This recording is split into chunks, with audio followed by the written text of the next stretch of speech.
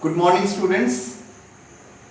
Today I have again come before you with a new poem, that is Fire and Ice.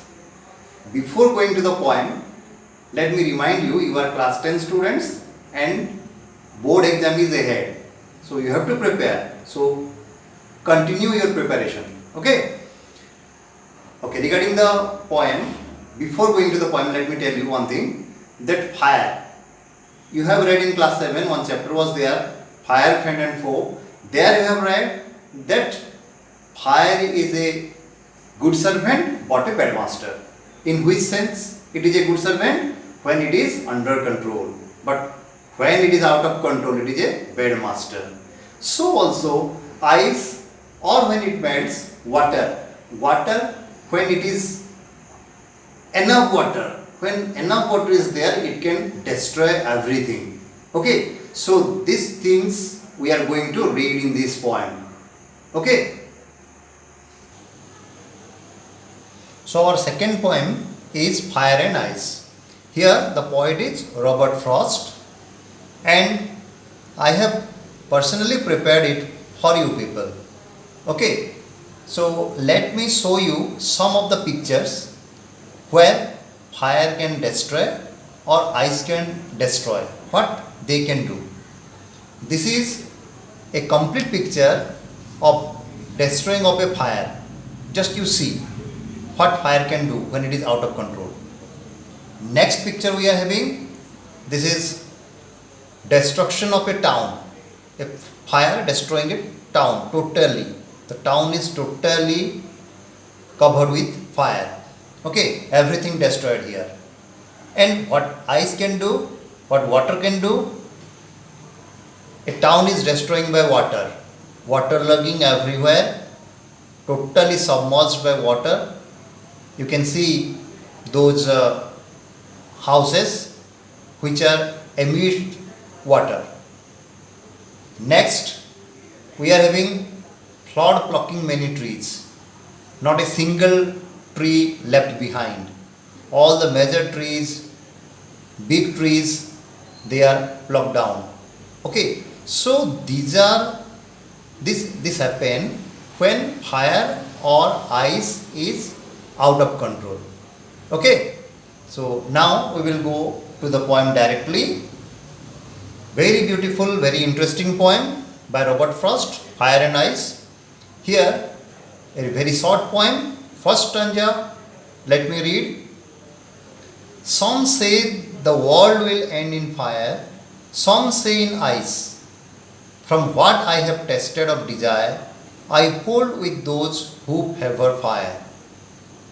Desire here means wish, hold means favor, and favor means incline towards.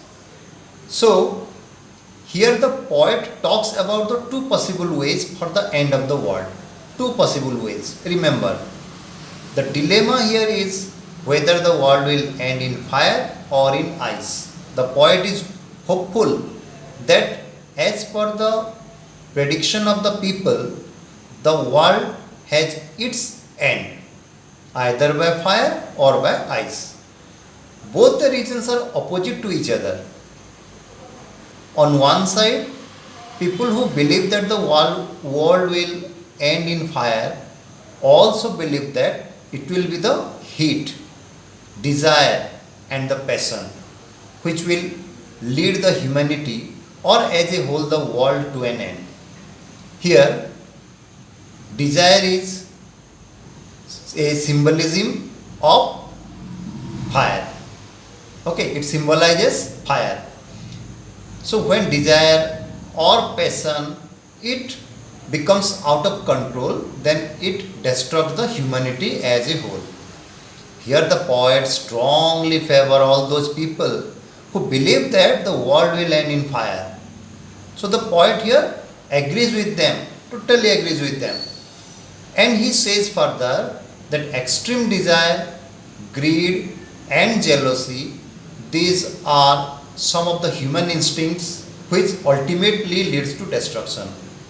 So extreme desire, just remember, extreme of anything is not good. Extreme of desire is not good, extreme greed is not good, extreme jealousy is not good, which can be seen everywhere, and it is a very common human instinct, mostly found in human beings. So the world will end in fire.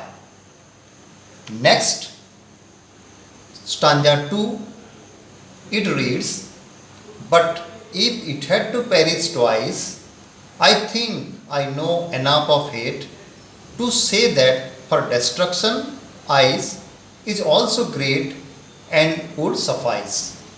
Here perish means die, suffice means be sufficient, and destruction means no longer exist. So here in the second stanza, according to the poet, if the world will perish twice, first in fire, second in ice. If the world will perish twice, then it would be destroyed by ice. Second reason is ice. The poet here compares the human instinct hatred with ice. Just remember, fire symbolizes desire, but ice symbolizes hatred. It is given in the second line, last word you can see, hate is written. So hatred is compared to ice.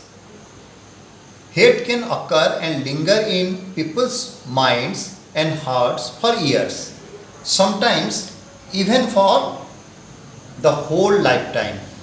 Hate is there in the mind of human being. Again, it is a human instinct which lasts long.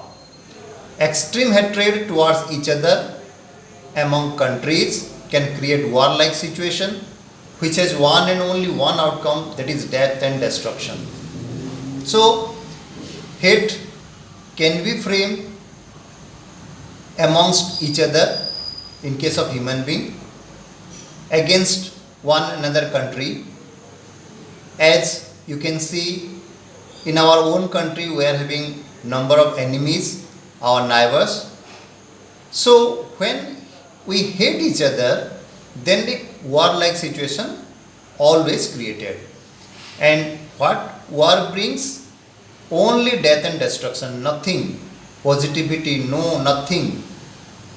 Okay, only death and destruction, it is the outcome of war. Here I have given you two examples. You can remember the outcome of World War I. What we got after World War I? It started in the year 1914 and ended in 1918. And Second World War 1939 to 1945. Result is what? What we got? Only huge number of deaths and destruction. So, if hatred is in its extreme position, then only you can get death and destruction. Clear? Now, the central idea of the poem, let us know what is the central idea. We should know.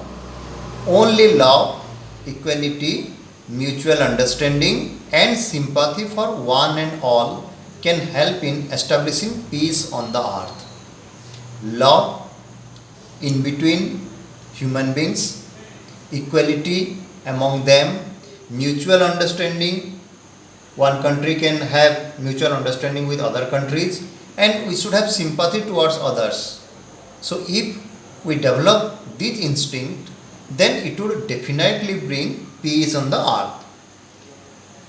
Too much of fire or desire as well as too much of ice or hate can quickly consume a relationship and can lead us towards destruction, where nothing can be achieved, only loss is incurred to one and all. So again I want to remind you that too much of anything is not good. Clear? Let us go to the next section. That is the very important part. When we are reading a poem, we should know the poetic devices used in the poem.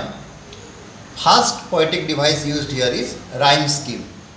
I have written the last word of each line: fire, ice, desire, fire, twice, hate, ice, grey, suffice. So here, as I have given A, B, A, B, C, B, C, B. It is given at last. This is the rhyme scheme used in this poem. Second one is alliteration. This is the repetition of initial consonant sounds in the same line. Here example is given. Some say the world will end in fire, some say in ice. You can see clearly as in first line, some say, first words it is consonant, and the world W will, first letter W, again consonant sound. Then in the second line, some say S at the beginning it is used, so it is a case of alliteration. Another example we are having, I hold with those who favor fire, F, first letter, that is consonant, so alliteration is used here.